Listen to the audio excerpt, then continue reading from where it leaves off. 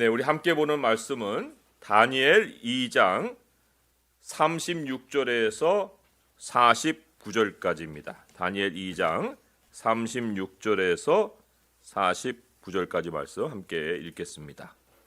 그 꿈이 이러한즉 내가 이제 그 해석을 왕 앞에 아뢰리다.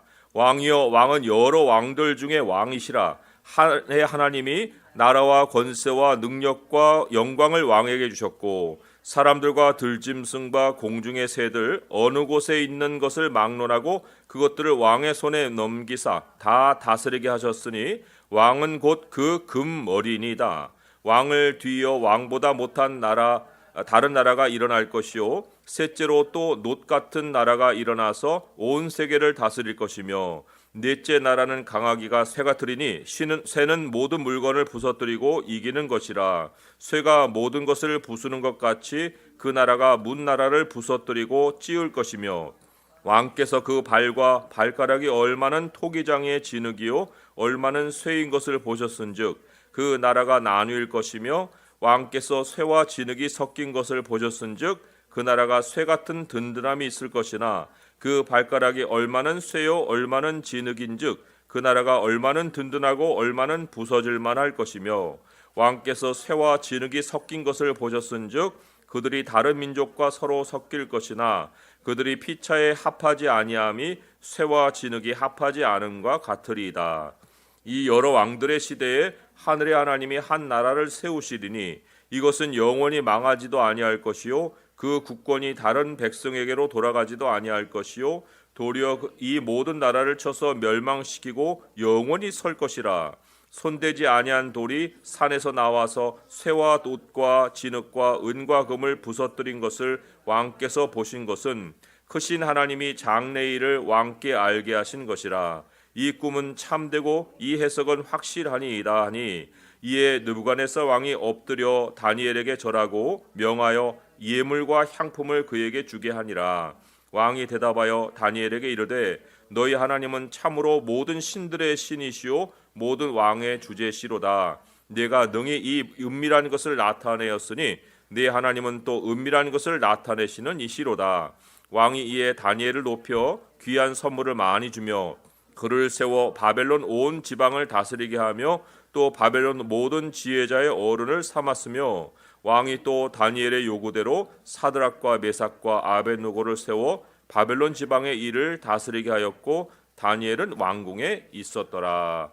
아멘. 미래는 감춰져 있어요. 하지만 정해져 있습니다. 하나님의 백성에게는 미래는 불확실한 세계가 아닙니다. 하나님은 정해놓고 우리를 살게 하시는 분이에요. 하나님의 지혜가 경영하시는 세상에는 가변적이고 또 임시적인 일이 일어나지 않습니다. 47절에 보니까 이렇게 기록이 되어 있죠. 은밀한 것을 나타내시는 하나님이라고요. 내 하나님은 또 은밀한 것을 나타내시는 이시로다. 그런데 그 은밀한 일이라는 것이 다른 일이 아니고요. 45절에 보게 되면 장래일이라고 나와 있어요. 하나님이 장래일을 왕께 알게 하신 것이라. 그러니까 감춰져 있죠. 그렇지만 정해져 있기 때문에 장래일을 알려주실 수 있는 거예요. 참 놀라운 거예요. 눈에는 아직 보이지 않는 세계이지만 그게 정해져 있다는 거. 그리고 꿈으로는 보잖아요. 가시적으로는 시간이라는 것을 하나님이 정해놨기 때문에 시간을 타고 사건을 일어나야 돼요. 그러나 꿈이라는 것은 시간을 넘어서 모든 것을 볼 수 있는 그런 장치이기 때문에 하나님이 꿈속에서는 장래를 얼마든지 보여줄 수 있다는 거죠. 자, 이 하나님이 장래일을 나타내시는 이 방편 중에 이제 꿈이 있고 환상이 있고 가장 확실한 것은 바로 예언입니다. 근데 우리가 예언이라고 할 때는 그거는 뭐 특별한 사람만 은사를 가지고 말할 수 있는 것이 아닐까라고 생각하겠지만 그렇게 특별한 방식으로 하나님이 주시는 예언이 있지만 그러나 성경이 여태까지 쭉 우리에게 얘기해 오신 이 말씀 이게 다 예언을 기록한 거예요. 선지자들이. 일어나지 않은 일들을 하나님께 받아서 기록을 해놓은 거거든요. 그리고 또 과거에 일어난 일이라도 아니 자기가 그 과거에 살지도 않았는데 어떻게 기록을 하겠어요. 그러니까 하나님이 보여주시는 것을 받는 것이 예언이에요. 그런 면에서 요한계시록을 보게 되면 요한계시록은 모든 게 장래일이죠. 장래일인데 거기에다가 뭐라고 요한계시록을 지칭을 하였느냐 하면 1장 3절에 보니까 이 예언의 말씀을 읽는 자와 듣는 자와 그 가운데 기록한 것을 지키는 자는 복이 있나니 때가 가까움이라. 예언의 말씀이라고 얘기를 하고 있어요. 그러니까 우리가 장래일, 은밀한 일이지만 감춰져 있지만 하나님이 반드시 행할 그 일을 어디서 찾을 수 있느냐? 하나님의 말씀에서 찾을 수 있다. 그 말씀을 지키는 자, 간직한다라는 얘기거든요. 기록한 것을 이 말씀이라는 이 책 안에만 간직해 두지 말고 너의 마음판에다가 새겨서 마음에다 간직을 해놔라. 그러면 복이 있다. 라고 성경이 선포를 하고 있어요. 왜 복이겠어요? 아니 미래를 알고 사니까. 미래를 불분명하게 앞에 놓고 혼동을 할 때 이 말씀이 우리의 마음을 딱 다잡아주고 대비할 수 있게 해주시니까 복이 있는 거죠. 그래서 갑작스러운 일이 닥치지 않게 해주시는 것이 바로 이 성경이 우리에게 주시는 선물이에요. 성경을 가진 자들의 어떤 확신이고 또 하나님이 담대함을 예언의 말씀을 통해서 주신다고 할 수가 있습니다. 이제 성경을 보고도 볼 수 없는 것과 성경을 보고 이게 장래일이구나 하는 것을 깨닫는 것과 이건 엄청난 차이인데 세상은 이 성경을 보고 해석이 안 되는 거예요. 오늘 느부갓네살 왕을 보니까 2장에 오늘 36절부터 얘기는 했는데 앞에서 꿈을 꾸는 사건이 시작을 하거든요. 2장 앞에. 그런데 3절에 보니까 왕이 그들에게 이르되 내가 꿈을 꾸고 그 꿈을 알고자 하되 마음이 번민하다. 이 꿈을 성경이라고 생각해 보세요. 그럼 성경도 꿈도 다 이제 장래일을 얘기해 주시는 방편인데 그 성경을 알고 싶어도 몰라요. 마음이 번민한다고 그랬습니다. 2장 4절에 보니까 갈대아 술사들이 아람 말로 왕에게 말하되 왕이여 만수무강하옵소서 왕께서 그 꿈을 종들에게 이르시면 우리가 해석하여 드리겠나이다. 그렇지만 해석은 2차적인 문제고 꿈을 알아야 해석이 가능하잖아요. 지금 하나님이 느부갓네살에게 꿈을 꾸게 하시고 꿈을 기억 안 나게 만드셨어요. 꿈을 감추신 거예요. 사람의 이 생각 안에 벽을 딱 세워가지고 하나님의 계시가 막히게 하신 겁니다. 사람이 자기가 마음대로 생각하고 마음대로 상상할 수 있는 것 같지만 하나님이 딱 생각에 벽을 세워버리시면 자기가 알고 있던 것도 기억이 안 나게 돼요. 이게 하나님의 역사입니다. 그러니 하나님의 말씀을 깨닫는다는 것은 하나님이 그 지각을 열어주셔야 되는 일이지 자기가 본다고 깨달아지는 게 아니거든요. 그런 면에서 하나님이 얼마나 우리 그리스도인들에게 성령을 주신 것이 감사한 일인가. 하나님의 영이 아니고서는 장래일에 대한 눈을 가질 수가 없거든요. 그런데 요한복음 16장 13절의 말씀을 보면요. 요한복음 16장 13절 말씀 성령이 우리에게 오셔서 어떠한 일을 행하시는가 하는 것을 예수님이 말씀하셨어요. 요한복음 16장 13절의 말씀이 이렇게 기록이 되어 있습니다.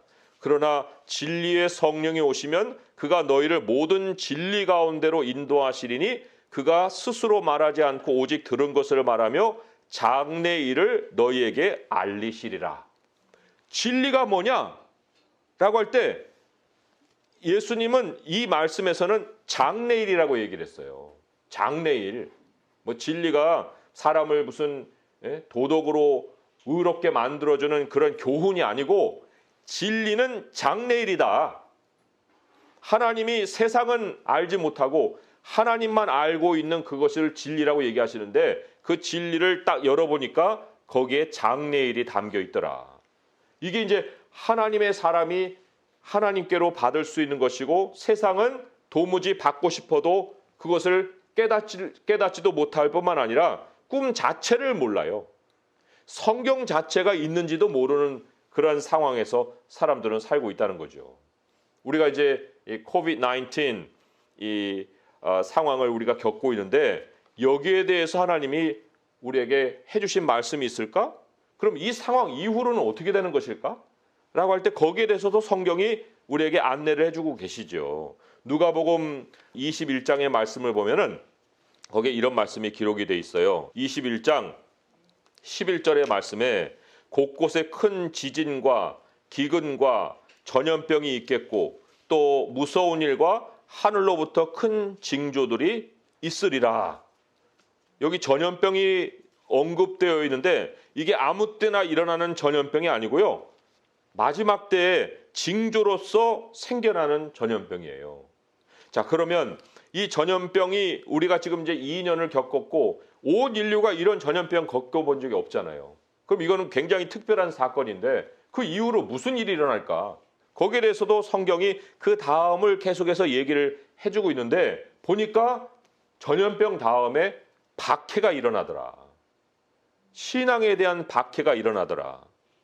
이거는 우리가 원하는 것은 아니에요. 그렇잖아요?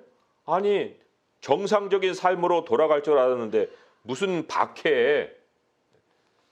그런데 여기 분명히 그렇게 얘기하고 있거든요. 이 모든 일 전에 내 이름으로 말미암아 너에게 손을 대어 박해하며 회당과 옥에 넘겨주고 임금들과 집권자들 앞에 끌어가려니와 이런 말이 이제 기록이 돼 있거든요. 그러나 그런 박해만 우리가 주목할 것이 아니고 여기 보게 되면 너희들이 모든 사람들에게 미움을 받을 것이나 너희 머리털 하나도 상하지 아니하리라. 너희 인내로 너희 영혼을 얻을 것이다. 라는 약속의 말씀이 기록이 되어 있습니다. 오히려 이 박해가 우리들이 하나님의 사람이라는 것을 그들에게 드러낼 수 있는 기회가 되는 거예요. 우리의 정체성이 부각되는 기회가 되는 거예요. 정체성이 부각이 된다는 것은 복음을 증거할 수 있는 기회를 가질 수 있다는 거예요. 이러한 때에 세상과 똑같은 행동으로 대처하고 해결해 가면 뭔 차이가 있어요. 하지만 하나님이 이러한 어려움을 통해서 그리스도인만이 가질 수 있는 그 모습을 드러내게 해서 너희들 입을 통해서 복음이 증거될 수 있게 해줄 거다. 그러니까 너희들이 미리 구변과 지혜를 궁리하지 않아도 된다. 내가 너희들에게 능히 그들이 너희들에게 반박할 수 없는 구변과 지혜를 주실 것이다. 그리고 친구들도 친척도 다 너희들을 미워하고 넘겨주고 죽이겠지만 너희 머리털 하나도 상하지 않을 것이다. 이러한 약속의 말씀을 하나님이 주시고 계십니다. 그러니까 이 코비드 이후에 우리가 해야 할 일은 딱 하나예요. 여기서 지금 지시하시는 것이 뭐예요? 인내라고 그랬습니다. 믿음을 지켜라. 믿음을 지키면 나머지는 하나님이 지켜주신다. 이 약속을 하나님이 우리에게 오늘 전하고 계시는 거죠. 그런데 이것은 장래일을 우리에게 알려주신 거기 때문에 장래일을 아는 사람만 미래를 이길 수 있다는 길이에요. 최고의 본이 누구였냐면 다니엘입니다. 다니엘. 그죠? 머리털 하나도 상하지 않게 해주신 그 인물이 누구였냐면 다니엘이에요. 그 비결이 어디 있었겠어요? 그 비결은 하나님이 장래일을 알려주신 것을 자기도 알고 말해줄 수 있었다는 거예요. 해석을 해줄 수 있는 지혜가 있었기 때문에 하나님이 이 다니엘을 통해서 느부갓네살 왕도 살리시고 또 그 주변에 있는 많은 사람들에게도 생명을 전하시고 그 지혜를 반박하고 대적했던 사람들은 오히려 해를 당하는 일이 있었잖아요. 그러니까 세상을 이기는 힘이라는 것은 성경을 아는 지혜에 있다라고 성경은 선포하고 있습니다.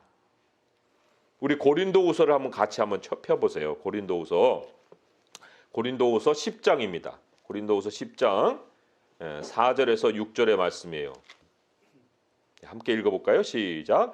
우리의 싸우는 무기는 육신에 속한 것이 아니요 오직 어떤 견고한 진도 무너뜨리는 하나님의 능력이라. 모든 이론을 무너뜨리며 하나님 아는 것을 대적하여 높아진 것을 다 무너뜨리고 모든 생각을 사로잡아 그리스도께 복종하게 하니 너희의 복종이 온전하게 될 때에 모든 복종하지 않는 것을 벌하려고 준비하는 중에 있노라. 이게 오늘 다니엘의 꿈을 그대로 옮겨놓은 말씀이에요. 다니엘의 꿈, 하나의 돌이 와서 그 신상을 쳐서 무너뜨렸잖아요. 그런데 그 무너뜨릴 때 하나님이 그 돌로 사용하신 그것이 여기에 고린도에서는 무엇이라고 얘기를 하고 있어요? 이게 하나님의 능력이라고 얘기하는데 그 하나님의 능력을 쭉 따라서 읽어가게 되면 14절에 그것이 그리스도의 복음이라는 걸 알 수 있습니다. 하나님의 복음, 하나님의 복음이 모든 세상의 이론을 무너뜨린다는 거예요. 그리고 하나님의 나라가 세워지듯이 우리들의 인생을 그 지혜에 의해 세워주신다는 겁니다. 하나님의 능력을 갖고자 한다고 하면 그것은 모든 이론, 세상의 사상, 세상의 모든 생각을 무너뜨리는 하나님의 지혜를 가질 수 있어야 돼요. 지혜를 가질 때에 그것이 바로 이제 하나님의 백성이 장래를 제대로 준비하고 맞이할 수 있는 길이다. 세상 가운데 하나님의 복음을 가장 두려워할 사람들이 누굴까요? 오늘 이 다니엘의 꿈에 보게 되면 모든 제국이 다 무너져 내렸는데 고린도 이 후서의 말씀에 따라서 그 모든 이론이 무너지는 그 특별한 대상이 누굴까요? 우리도 지금 이러한 모든 일들을 겪는 것이 세상 통치자들의 정책에 의해서잖아요. 지금 그들이 이렇게 하자면 세상이 이렇게 되고 저렇게 하자면 저렇게 되는 그런 통치 룰에 의해서 지금 우리가 어려움을 겪기도 하고 편안함을 누리기도 하는 그런 상황인데 시편 76편을 보세요. 시편 76편 12절을 보겠습니다. 시편 76편 12절의 말씀 같이 한번 읽어볼게요. 시작. 그가 고관들의 길을 꺾으시리니 그는 세상의 왕들에게 두려움이시로다. 이 고관들이 왕이요, 뭐 오늘날에는 대통령이요, 아무튼 최고 통치자를 얘기하는 거예요. 그들이 누구를 두려워하느냐? 하나님을 두려워한다는 거예요. 하나님은 세상의 왕들에게 두려움이시로다. 그러면 무슨 이유로 두려워를 할까요? 하나님도 인정도 안 하는데 그잖아요. 그 사람들이 무슨 하나님을 알아서 하나님을 두려워하겠어요?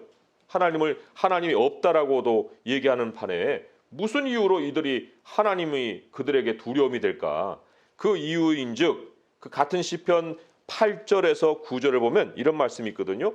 주께서 하늘에서 판결을 선포하심에 땅이 두려워 잠잠하였나니 곧 하나님이 땅의 모든 온유한 자를 구원하시려고 심판하러 일어나신 때로다. 여기 온유한 자는 하나님의 백성입니다. 하나님의 백성을 이 땅의 통치자들이 건드리는 거예요. 자기들의 통치에 안 들어오는 사람들이거든요. 그것이 뭐 우리가 반항을 해서가 아니고 하나님이 주신 말씀을 따르다가 보면은 그 하나님의 말씀으로 인해서 절대적으로 할 수 없는 일들이 생기는 거예요. 그러나 통치자들은 자기들이 A라고 하면 A로 모든 사람들이 가고 B라고 하면 B로 다 가주길 원해요. 그런데 안 하니까 그 하나님의 백성을 자기들의 힘으로 누르고 박해하고 건든다는 거예요. 그랬을 때 어떤 일이 생기는가? 하나님의 판결이 심판이 일어난다는 거예요. 하나님이 진노하시는 일이 생깁니다. 하나님의 백성을 다 한 번씩은 건드려 봅니다. 세상의 통치자들이. 그런데 그 건드리다가 하나님의 진노를 당하는 거예요. 하나님의 진노를 당하지 않는 세상 세력이 없는 겁니다. 그러니까 하나님의 백성을 건드려서 이러한 두려움을 겪는다라고 자기들이 깨닫게 되면 하나님의 심판을 두려워하지 않을 수가 없죠. 하나님이 가장 두려운 존재가 되는 거예요. 자기들이 겉으로 표현을 하든지 아니든지 간에 하나님의 심판이 살아있다는 것을 그들이 스스로 느끼는 겁니다. 그리고 그것이 세상의 역사예요. 하나님의 백성을 핍박하고서 살아남은 제국과 나라와 통치자가 없습니다. 이런 의미에서 이 느부갓네살 왕이라는 것은 굉장히 하나님의 은혜를 받은 왕이에요. 왜냐하면 하나님이 그 하나님의 백성을 핍박할 수 있는 그런 상황에서 미리다가 이 환상을 주셔서 하나님의 나라의 통치를 가르치시고 그리고 본인이 하나님 앞에 무릎 꿇을 수 있는 그 기회를 주셨기 때문에. 여기 보니까 46절에 이에 느부갓네살 왕이 엎드려 다니엘에게 절하고 명하여 예물과 향품을 그에게 주게 하였다 하잖아요. 이게 쉬운 일이 아니에요. 어디 전 세계를 다스리는 제국의 왕이 하나님의 백성에게 무릎을 꿇고 절을 합니까? 이런 일이 생길 수가 없는 거거든요. 그래서 여기 이 느부갓네살 왕만을 성경은 뭐라고 얘기하냐면 37절에 나오듯이 왕은 여러 왕들 중에 왕이다 그랬어요. 여러 왕들 중에 왕이다. 참 이러한 표현을 이 세상 왕에게 한다는 것이 이게 솔로몬에게도 한 일이 아니거든요. 또 예수 그리스도에게만 할 수 있는 이 표현을 지금 이 느부갓네살에게 한 거예요. 그렇다고 해서 뭐 느부갓네살이 그리스도와 같은 수준의 같은 격의 왕이라는 것이 아니라 세상 왕들 가운데 가장 하나님이 표본으로 세운 왕이 느부갓네살 왕이다. 솔로몬도 이러한 지칭을 받지 못했는데 느부갓네살에게 이러한 표본을 하나님이 만들어 주시려고 이러한 호칭으로 그에게 부르신 것은 그가 어떤 태도를 보였느냐에 따라 우리가 그러한 태도를 가지고 살아가야 되는 본을 하나님이 이 사람에게 남기셨기 때문에 그런 거죠. 하나님 앞에 굴복하는 왕, 하나님의 지혜를 배워서 이제 그 지혜 앞에서 자신의 모든 생각을 하나님 말씀 앞에 사상을 내려놓는 그 왕, 그러한 왕으로 이제 이 느부갓네살 왕이 역사에 등장을 한 겁니다. 다니엘이 해석을 해줬다는 것이 또 하나의 여기서 강조하고 있는 메시지예요. 꿈은 느부갓네살 왕이 꾸죠. 그러나 해석은 하나님께 있다는 것을 다니엘을 통해서 하나님이 가르쳐 주시거든요. 우리 그리스도인들이 세상을 이기려면 성경에 어떤 말씀이 기록이 되어 있는지 그 명철을 가지어야만 세상을 이길 수 있습니다. 그것이 바로 또 다니엘을 통해서 하나님이 우리에게 가르치시는 교훈이에요.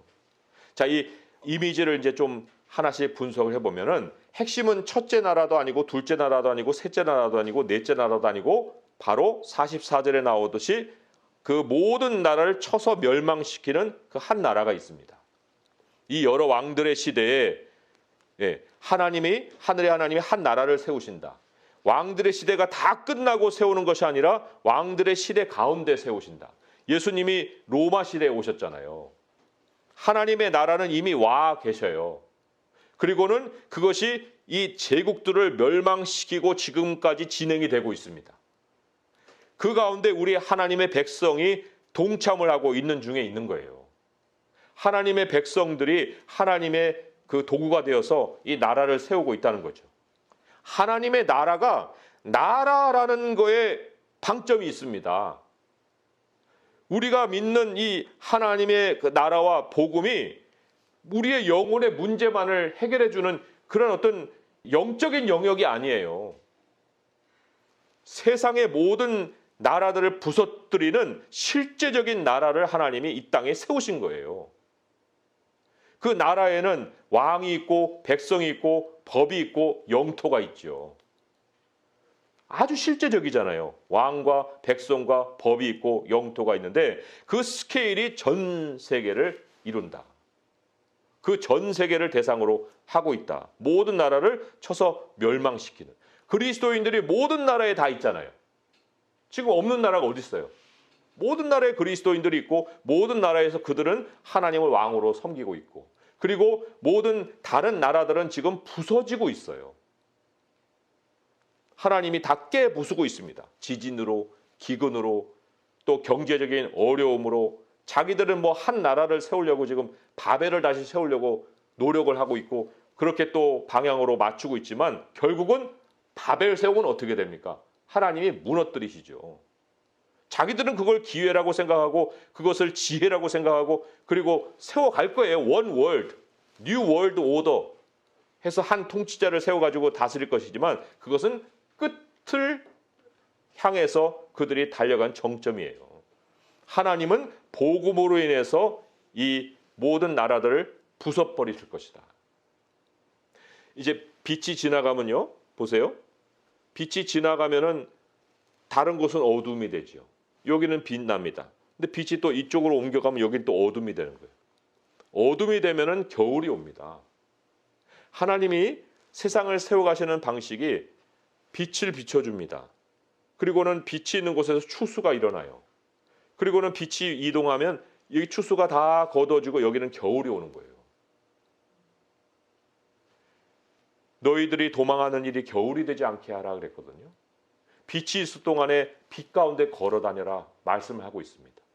지금 한국은 어떤 상황일까요? 한국은 지금 빛이 어쩌면 이제는 지나가려고 하는 중에 있는지도 몰라요. 추수가 이제 거의 끝나서 이제 지나가려고 하는 중에 있는지는 몰라요. 아무튼 북한으로 빛이 더 올라가는 거겠죠?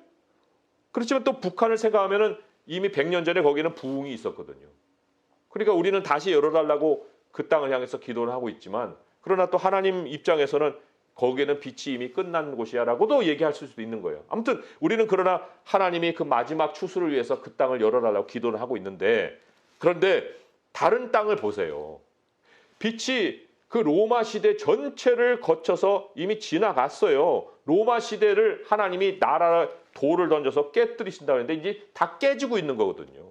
거기는 마지막 추수 정도도 안 남는 나라가 되어가고 있는 거예요.